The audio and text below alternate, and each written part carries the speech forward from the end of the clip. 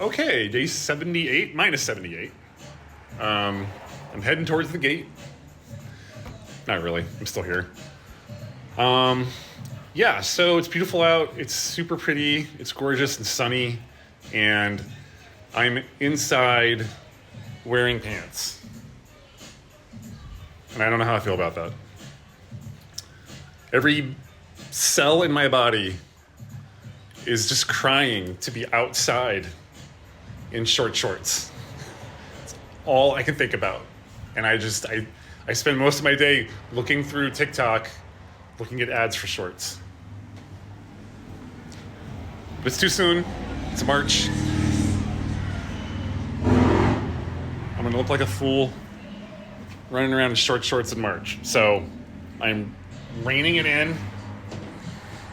I'm resisting the urge to put on my fucking shorts and go be a huge slut, but I'm not gonna do it. I'm gonna be cool. Instead, I'm gonna read books. I'm reading this, Voicing the Popular, Richard Middleton. I started this book years ago. I read it a long time ago, and it was a tough book. This is a hard book, y'all. It looks very benign. It's like, oh, popular music. That sounds fun. Yeah, well, guess what? You're gonna have to Google every other fucking sentence. You're gonna have to stop and Google something. Because you're gonna be like, I don't know what he's talking about. Like, I know that we're talking about music, but I don't know what he's talking about. So, like, you gotta dig a lot, and a lot of history references and stuff, and philosophical references.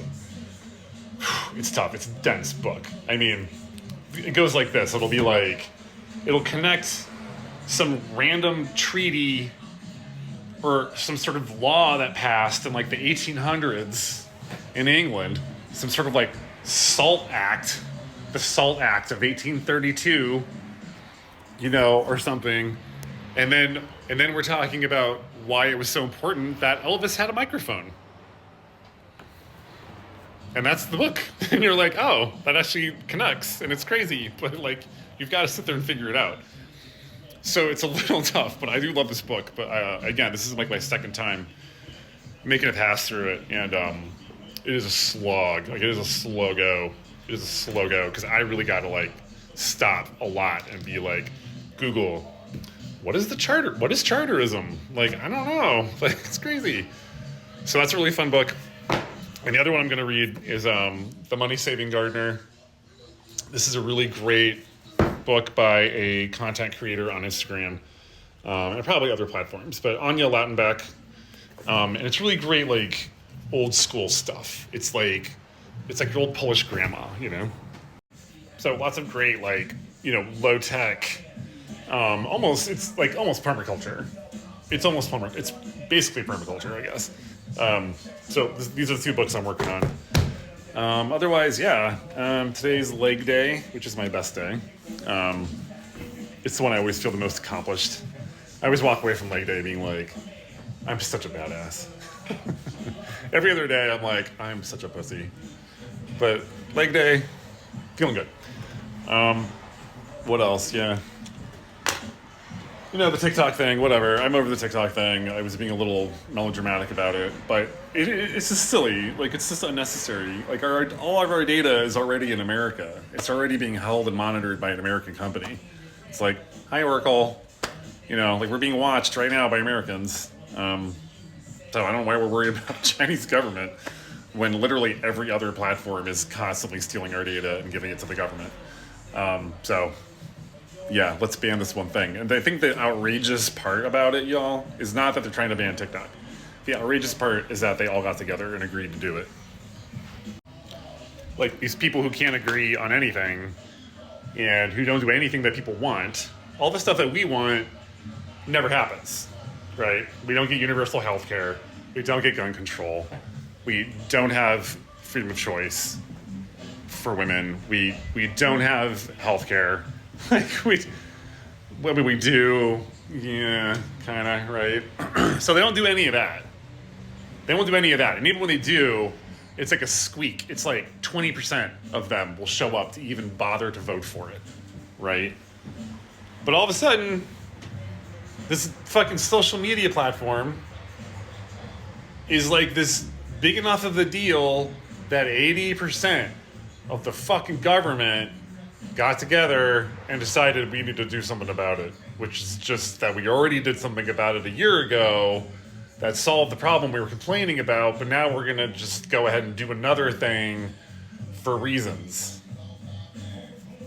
So whatever. If it sells, I don't care. Like, if it goes away, I don't care. Like, I've had so many nice things ruined by giant corporations before. Like my old neighborhood in New York, I'll tell you all the stories about how it was this scrappy little neighborhood versus a giant corporation, and it went on for years and years. It was this crazy, crazy relationship.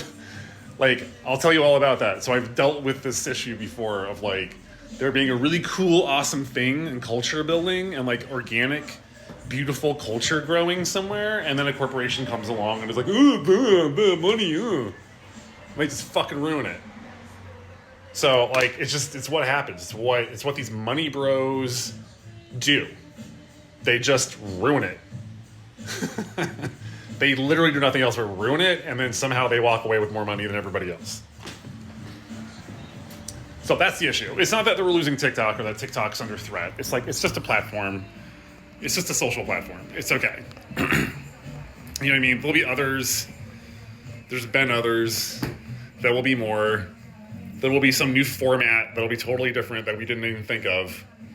You know, that'll be the new way we communicate. I mean, VR is going to change things. You know what I mean? All these things are going to change. So it's okay. We can say goodbye to TikTok if we need to. It's just crazy to watch how the people in power behave. Because that's what this showed. That's what this exposed. Was like, look at how fucking ridiculous our government is. Look how ridiculous it is. Yes, there's good people in the government. Yes, there's people who are trying their best and who actually are trying to do things for people. Like, there are more, like, Bernie Sanders isn't the only one. There's actually more of them, and they're great. But we're talking about the bedrock of our country here, which is money. And then you can't change the bedrock. You can't change the bedrock. In soil sciences, if you have your soil up here and you got your bedrock down here, you can add every amendment and chemical you can possibly think of to that soil, but it'll never really change it because the bedrock is what's creating the soil and determining its like chemical makeup. So you can't get away from that. And I think America's the same way. It was founded on racism and greed and manipulation and propaganda, and you know, that's what it was built on. That's the bedrock of this place. So of course, that's what everything is greed and propaganda. There's literally no other fucking commodity in this place. So whatever, if this platform goes away, it's okay. It's really okay. We'll just have to find somewhere else to hang out. That's all there is to it. Anyway, that's my rant for today. I'll see you guys tomorrow.